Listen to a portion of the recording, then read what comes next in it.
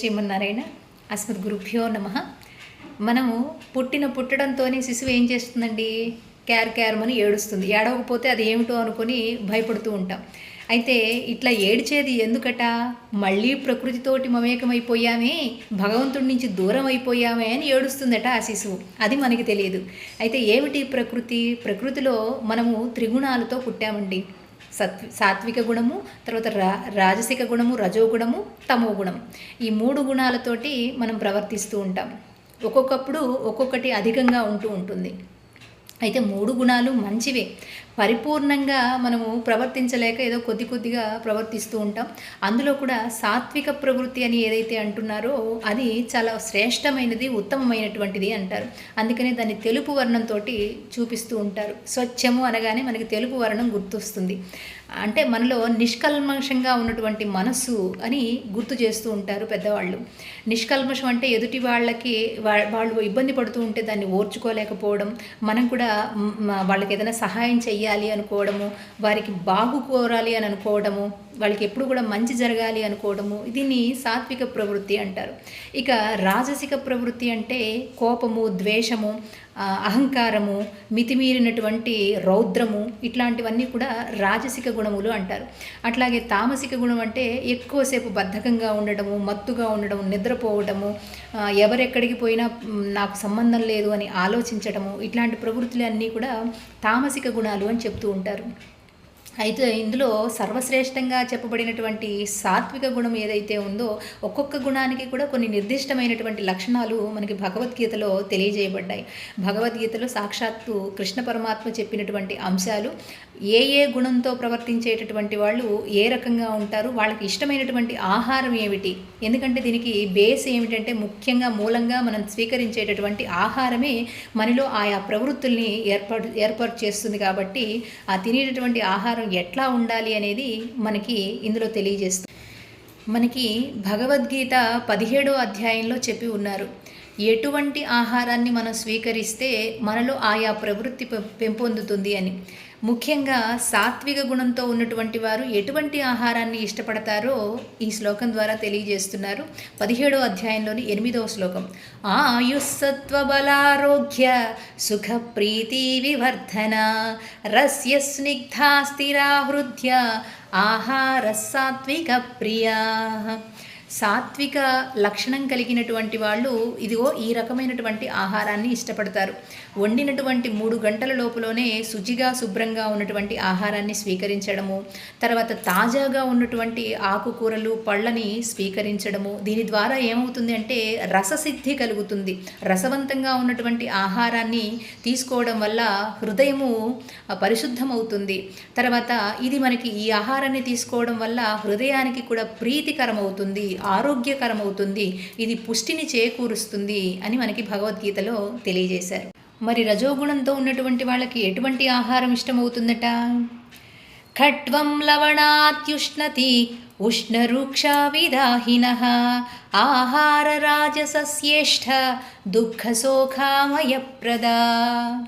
దుఃఖానికి, శోకానికి కారణమయ్యేటటువంటి రజోగుణానికి సంబంధించినటువంటి ఆహారము బాగా విపరీతమైనటువంటి పుల్లగా ఉన్నటువంటివి, అలాగే ఎక్కువగా ఉప్పుగా ఉన్నటువంటివి, ఖట్వ అంటే బాగా చేదుగా ఉన్నటువంటివి, ఇవి కొంతమందికి ఇష్టమవుతూ ఉంటాయట.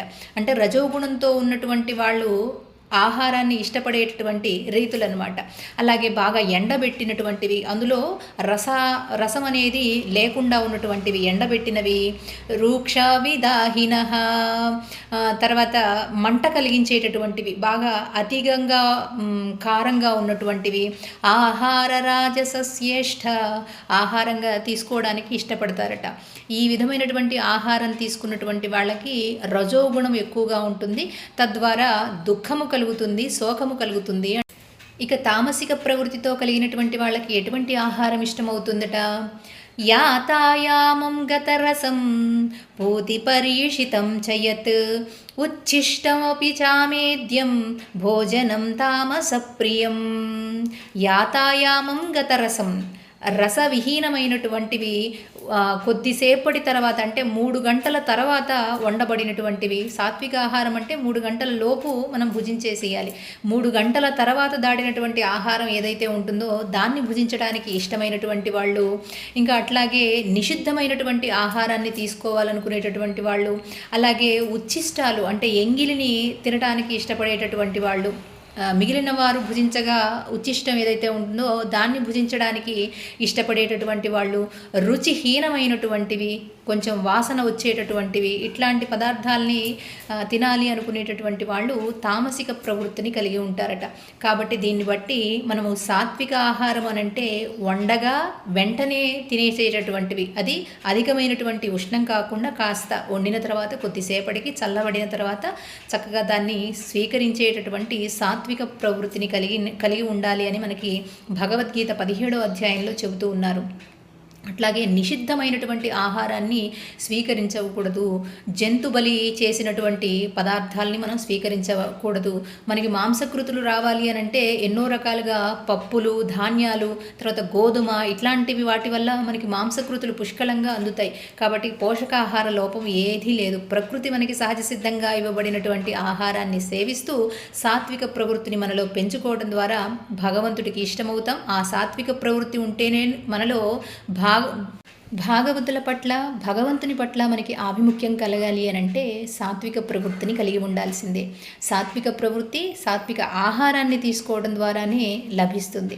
కాబట్టి అందరూ కూడా అర్థం చేసుకొని ఎక్కువ రజోగుణాన్ని, తమో గుణాన్ని సహజ సిద్ధంగానే మనలో కలి ప్రభావం చేత అధికమైనటువంటి ఈ అరిషడ్ వర్గాలు కామక్రోధ లోభ మోహ మదమాత్సర్యాలు అనేవి అధికంగా ఉంటూ ఉంటాయి. కాబట్టి వాటిని ఇంకా ప్రోద్బలం చేసేటటువంటి ఆహారాన్ని స్వీకరించకుండా వాటిని కాస్త తగ్గించుకునే ప్రయత్నం చేస్తూ ఎట్లా చేయగలుగుతాం అంటే మనం స్వీకరించేటటువంటి ఆహారం ద్వారానే, సాత్విక ఆహారాన్ని స్వీకరించడం ద్వారానే మనకి ఎంతో ఉత్తమమైనటువంటి సాత్విక ప్రవృత్తి మనకి అలవాటవుతుంది. అదే భగవంతుడికి ఇష్టమైనది కాబట్టి భాగవతులు ఆచరించేటటువంటిది. కాబట్టి మన పెద్దలు ఆచరించినటువంటి వారు ఏవైతే తినకూడదు అని నిషేధించారో వాటిని తినకుండా ఉంటూ తినవలసినటువంటి వాటినే తింటూ మనల్ని మనం కాస్త సంస్కరించుకునేటటువంటి ప్రయత్నం చేద్దాం.